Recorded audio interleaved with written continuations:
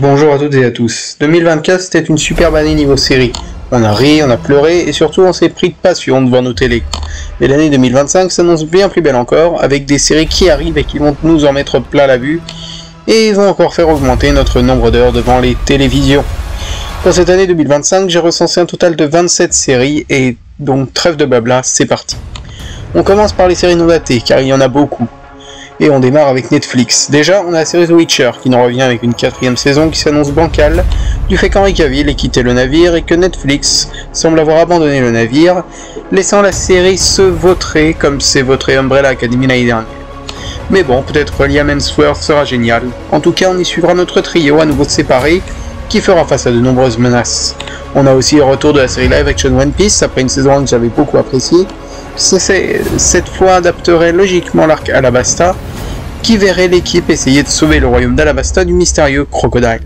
Arrivera ensuite Squid Game, après une saison 2 qui avait agité les foules en fin d'année dernière, qui se conclut avec cette 3ème et dernière saison, qui reprendra après les événements de la 2ème. Pour rappel, on suit plusieurs personnes enlevées qui participent à des jeux macabres pour payer leurs dettes.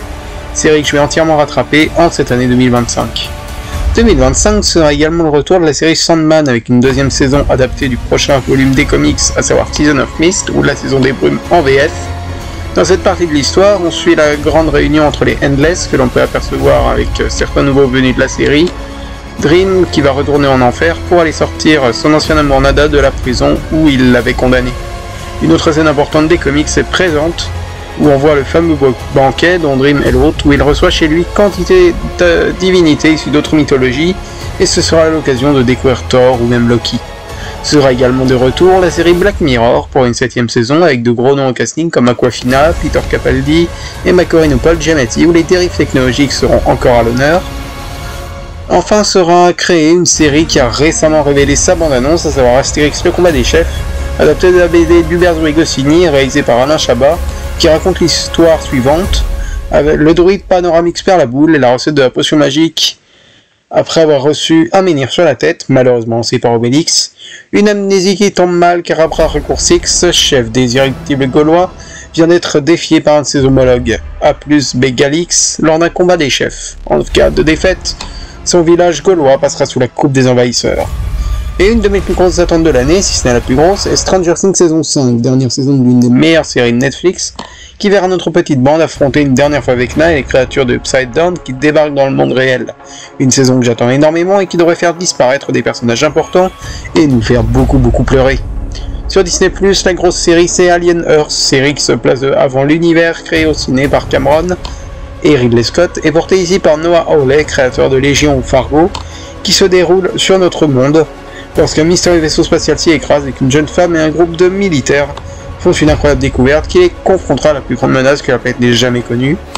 Sur Prime sont prévues la série God of War, adaptée de premiers opus de la licence de jeux de Sony, qui suit Kratos, ancien guerrier spartiate, se lançant dans un périlleux voyage pour se venger d'Arès, dieu grec de la guerre, après avoir tué ses proches sous l'influence de cette divinité.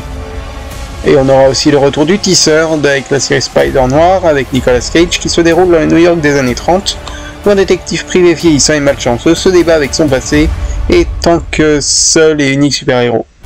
Sur Prime reviendra normalement l'univers de Blade Runner avec Blade Runner 2099 porté par Michel Yeoh ou encore Hunter Schafer, dont on ne sait quasiment rien hormis le fait qu'il se sera lié au premier film Blade Runner de Ridley Scott. Et on passe chez le dieu HBO avec plusieurs titres intéressants, notamment le spin-off à Game of Thrones que j'attends énormément, A Night of the Seven Kingdoms, qui se déroule 72 ans après les événements de House of the Dragon et 100 ans avant ceux de Game of Thrones, à une époque où la lignée Targaryen détient toujours le trône de fer, où de grands destins, de puissants ennemis et de dangereuses aventures attendent un improbable duo, le jeune chevalier naïf mais courageux Dunk, alias Sir Duncan le Grand, dont Brienne est une descendante, et avec son ami écuyer. Au niveau spin-off, nous aurons également la série Welcome to Derry, préquelle les excellents films ça que je vous conseille vraiment, et qui raconte que des clowns, que des événements étranges se déroulent dans la ville de Derry dans les années 60 liés à Pennywise le clown, un personnage mystérieux qui hante Derry. La série verra le retour de Bill Skarsgård dans le rôle du terrifiant clown. Et enfin devrait sortir au printemps la saison 2 de The Last of Us, qui fait partie de mes plus grosses attentes de cette année, ayant adoré la saison 1 et qui devrait suivre une partie des événements du second jeu. Ainsi passons maintenant aux séries datées.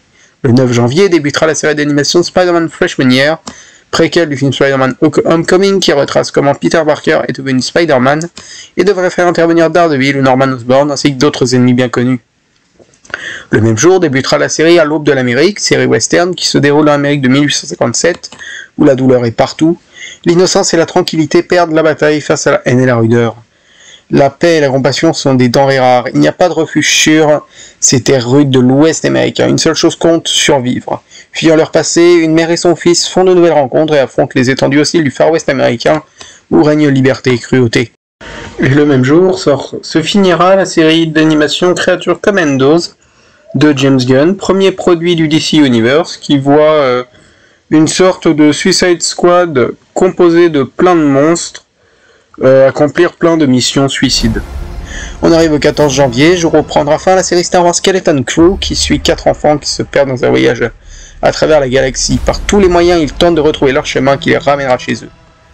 Puis on arrive au 17 janvier, date à laquelle débutera la saison 2 de Severance, série qu'il faut que je rattrape, qui suit Mark Scout, qui travaille pour Lemon Industries, où il dirige une équipe dont les employés subissent une opération chirurgicale de séparation entre leurs souvenirs liés à leur vie professionnelle et ceux liés à leur vie privée. Cette expérience, risquée entre l'équilibre du travail et vie personnelle, est remise en cause lorsque Mark se retrouve au cœur d'un mystère qui le forcera à affronter la vraie nature de son travail et la sienne.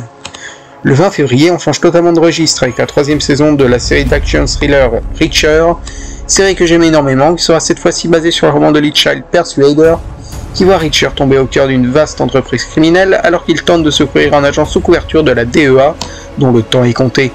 Il tombe alors dans un monde de violence et de secrets et se retrouve confronté à des affaires non résolues venant de son passé. Le 5 mars, on se jette sur Disney+, où débutera une série que j'attends le plus de l'année, Daredevil Born Again, suite soft reboot de l'excellente série Netflix, qui suit Matt Murdock, un avocat aveugle doté de capacités extraordinaires, luttant pour la justice à travers son cabinet d'avocats en pleine effervescence. Pendant ce temps, l'ancien chef mafieux Wilson Fisk poursuit ses ambitions politiques à New York. Alors que les anciennes identités refont surface, les deux hommes se dirigent vers un affrontement inévitable.